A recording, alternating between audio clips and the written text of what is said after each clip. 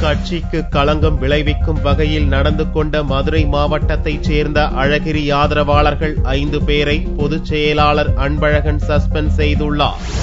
மதுரை மாவட்ட நிர்வாகிகள் கூண்டோடு கலைப்பு, தேமுதிக கூட்டணிக்கு எதிராக அழகிரி ஆவேச பேட்டி, ஸ்டாலினின் பாராமுகம் என்று திமுக வட்டாரம் கலகலத்து போயுள்ளது. அழகிரி பேட்டிக்கு கடும் கண்டனம் தெரிவித்த கட்சித் தலைவர் கருணாநிதி கட்சியிலிருந்து நீக்கவும் தயங்கப் போவதில்லை என்று அறிவித்தார். புதன்கிழமையன்று கோபாலபுரத்திற்கு சமரச பேச்சு நடத்த குடும்பத்தினரோடு அழகிரி வருகை தந்தார். ஆனால் கருணாநிதியை சந்தித்தாரா இல்லையா என்ற சர்ச்சையும் ஓய்ந்த பாடில்லை. இந்நிலையில் வியாழக்கிழமையன்று கட்சியின் பொதுச் செயலாளர் அன்பழகன் வெளியிட்ட அறிக்கை மேலும் கலக்கத்தை ஏற்படுத்தியுள்ளது.